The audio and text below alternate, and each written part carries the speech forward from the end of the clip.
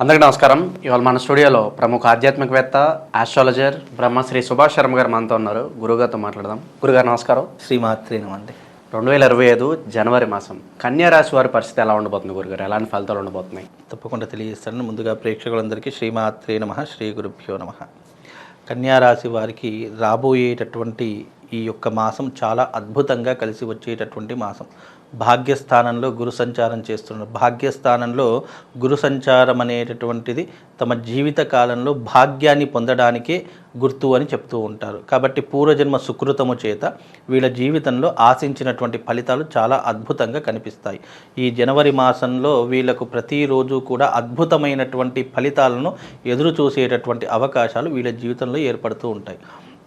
అలాగే వీళ్లకు ముఖ్యంగా ఆకస్మిక ధనలాభం కానీ, లేదు ఇంటి యందు శుభకార్యాలు ఎక్కువగా చేయడానికి కానీ సంసిద్ధంగా ఉండేటటువంటి వారి జాతకంలో ఈ యొక్క కన్యా రాశి వారు చాలా అద్భుతంగా కనిపిస్తున్నారు. అలాగే వీళ్ళు మానసికంగా కానీ శారీరకంగా కానీ చాలా దృఢంగా ఉంటూ ఉంటారు. ఎలాంటి పరిస్థితినైనా కూడా ఎదుర్కొనేటటువంటి శక్తి సామర్థ్యాలు ఈ కన్యా రాశి వారికి ఏర్పడుతూ ఉంటాయి. అలాగే కన్యా రాశి వారు చాలా నిక్కచ్చిగా ఉండేటటువంటి వారు. న్యాయపరంగా కానీ శాస్త్రపరంగా కానీ ఎలాంటి దానికైనా కూడా సమాధానం చెప్పేటటువంటి శైలిలో ఉన్నటువంటి వారు ఈ కన్యా రాశి వారు. కనుక కన్యా రాశి వారికి ఈ యొక్క మాసము చాలా కలిసి వచ్చేటటువంటి మాసంగా కూడా చెప్పుకోవచ్చు. వృత్తిరీత్యా, వ్యాపార రీత్యా, ఉద్యోగరీత్యా వీళ్ళకు ఉన్నటువంటి వాటిలో చాలా అద్భుతమైనటువంటి రాశి ఈ కన్యా రాశి అని చెప్పుకోవచ్చు. అనుకున్న ఫలితాలన్నీ కూడా జరుగుతాయి. అనుకున్నవన్నీ కూడా పనులన్నీ కూడా సకాలంలో, అంటే అనుకున్నటువంటి సమయంలో పూర్తి చేశారు. వృత్తి రంగంలో కానీ వ్యాపార రంగంలో కానీ డబ్బులు విపరీతంగా సంపాదించడానికి చాలా కష్టపడేటటువంటి వ్యక్తుల్లో ఈ కన్యా రాశి వారు ఒకరు అని చెప్పుకోవడానికి చాలా రకాలుగా వీళ్ళకి ఇప్పుడున్నటువంటి ఈ యొక్క విషయంలో చాలా అప్రమత్తంగా ఉంటూ ఉంటారు. ధనం విషయంలో కానీ, కుటుంబ విషయంలో కానీ, ఆర్థిక విషయంలో కానీ చాలా అప్రమత్తంగా ఉంటూ ఉంటారు. తద్వారా వీళ్ళకు అన్ని విజయాలే తప్ప అపజయాలంటూ ఏమీ కనిపించవండి. గురుగారు, కాస్త మిశ్రమ ఫలితాలు అని చెప్తే కనుక ఏ విషయాల్లో జాగ్రత్తగా ఉండాలంటారు ఈ కన్యా రాశి? కన్యా రాశి వారు ముఖ్యంగా ఆర్థిక పరమైనటువంటి లావాదేవీ విషయాలు, అంటే నమ్మి డబ్బులు ఇవ్వడం కానీ, లేదు అనుకుంటే వడ్డీలకు డబ్బులు ఇవ్వడం కానీ, ఇలాంటి విషయాల్లో కాస్త జాగ్రత్తగా ఉండాలి. ఈ కన్యా రాశి వారు ఏంటి అంటే కొన్నిసార్లు కొన్ని కల్లిబొల్లి మాటలకు మోసపోయి డబ్బులు ఇచ్చేటటువంటి అవకాశాలు ఎక్కువగా ఉంటాయి. అంటే ఎంత పెద్ద తెలివైనటువంటి వాడైనా సరే కొన్ని విషయాల్లో మోసపోయేటటువంటి లక్షణాలు ఎక్కువ ఉంటాయి. అలాంటి వారు ఈ కన్యా రాశి వాళ్ళు డబ్బు విషయంలో కాస్త మోసపోతూ ఉంటారు. వీళ్ళకి ఏంటి అంటే ఏదైనా ఇబ్బందికరమైన సంఘటన వినగానే అయ్యో పాపము అని అంటారు. అది ఏమవుతుందంటే ఎంతో కొంత సహాయం చేయాలి, లేదా మన వంతు ఏదో ఒకటి హెల్పింగ్ చేయాలి అని అనుకుంటారు. అక్కడ వీళ్ళు కొంతవరకు మోసపోయేటటువంటి లక్షణాలు ఉంటాయి. కాబట్టి డబ్బు విషయంలో జాగ్రత్తగా ఉండాలి. అలాగే వీళ్ళు ఏదైనా ఒక పని చేస్తున్నారు అని అంటే 1కి 10 సార్లు ఆలోచన చేసి నిర్ణయం తీసుకోవాలి. తొందరపడి నిర్ణయం తీసుకోవడం కానీ, తొందరపడి ఏదైనా పెట్టుబడులు పెట్టడం కానీ ఏదైనా చేశారు అని అంటే కనుక అది మొదటికే మోసం వస్తుంది. పెట్టిన పెట్టుబడి కాస్త నాశనం అయిపోతుంది. ఆలోచించకుండా చేసే పనిలో కార్యవిఘ్నం కలిగి చేసేటటువంటి ప్రతి పనిలో ఆటంకాలు మొదలవ్వడం ప్రారంభమవుతాయి. కనుక అలాంటి విషయాల్లో కాస్త జాగ్రత్తగా ఉండాలి. ఎవరి విషయంలో ముఖ్యంగా కలుగజేసుకోకూడదు. అనవసరమైనటువంటి విషయాలు అస్సలు కలుగజేసుకోకూడదు. అలా చేసుకున్నారు అంటే వీళ్లకు లేనిపోయినటువంటి ఇబ్బందులు మొదలవుతూ ఉంటాయి. కనుక ఇలాంటి విషయాలు కాస్త జాగ్రత్తగా ఉండండి. కొత్త సంవత్సరం కాబట్టి ఏదన్నా గృహం కావచ్చు, స్థలం కావచ్చు కొనుక్కోవాలనుకుంటారు. మరి ఆ ప్రయత్నాలు సఫలీకృతం అవుతాయి? తప్పకుండా ఇప్పుడున్నటువంటి ఈ ప్రస్తుత కాలమానం ప్రకారం కన్యా రాశి వారికి ఈ సంక్రాంతి తర్వాత గృహయోగము, ఆకస్మిక ధనయోగము, అలాగే బంగారు ఆభరణాలు కొనేటటువంటి యోగము చాలా సమృద్ధిగా కనిపిస్తుంది. కనుక వీళ్లకు అదృష్ట యోగం అనేటటువంటి తప్పకుండా పట్టేటటువంటి అవకాశం ఈ సంక్రాంతి తర్వాత జరుగుతుంది. కనుక ఈ సంక్రాంతి వరకు చాలా అప్రమత్తంగా ఉండాలి. సంక్రాంతి తర్వాత మీరు అన్నట్టుగా గృహయోగం కలుగుతుంది, బంగారం కొనుక్కుంటారు. ఒక శుభకార్యాన్ని మాత్రం తప్పకుండా చేస్తారు అనడంలో ఎలాంటి ఇబ్బంది లేదండి. ప్రేమ వివాహాల్లో ఒక అడుగు ముందు పడే అవకాశం ఏమైనా కనిపిస్తుందా ముందుకెళ్తే కనుక? తప్పకుండా ప్రేమ వివాహాలు చేసుకునేటటువంటి వారు సఫలీకృతం అయ్యేటటువంటి అవకాశం ఏర్పడుతూ ఉంటుంది. రాబోయేటటువంటి రోజుల్లో ప్రేమ వివాహం చేసుకున్నటువంటి వాళ్ళ దంపతులు ఎవరైతే ఉన్నారో వాళ్ళు సుఖంగా సంతోషంగా ఉంటారు.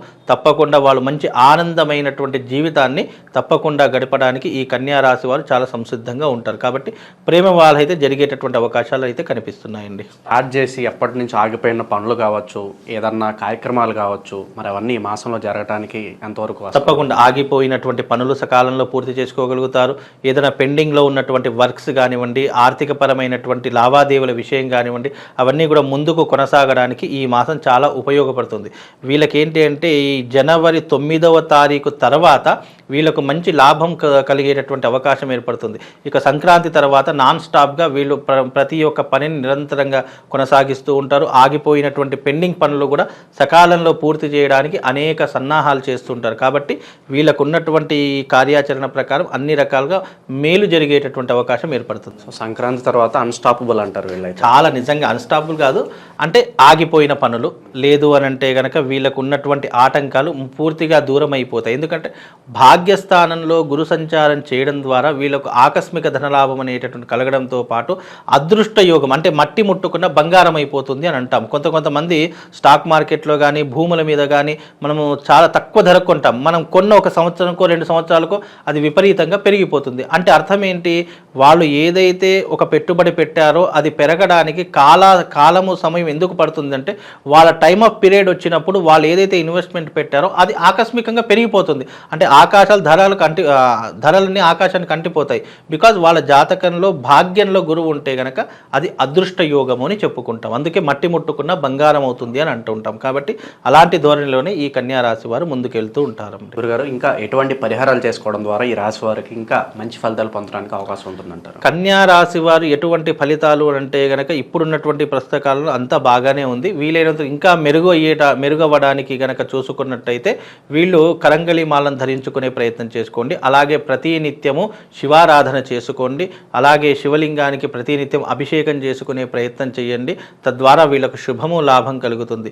వీలైతే అమ్మవారి యొక్క ఆలయానికి వెళ్ళి ప్రతి శుక్రవారం రోజున 3 ప్రదక్షిణలు చేసి రావాలి. అది ఏ అమ్మవారైనా సరే, ఒక శక్తి దేవాలయానికి వెళ్ళి అక్కడ 3 ప్రదక్షిణలు చేసుకొని వీళ్ళ యొక్క జీవితంలో ఏ పనినైనా ప్రారంభం చేయండి. తద్వారా వీళ్ళకు సుఖము లాభముతో పాటు శుభం లాభం కూడా కలుగుతుందండి. అయితే ముఖ్యంగా ఈ రాసుల వాళ్ళు రాబోయేటటువంటిది సంక్రాంతి 2025 కాబట్టి ఈ సంక్రాంతిలో కీడు దినాలు కూడా చాలామందికి ఏర్పడుతూ ఉంటాయి.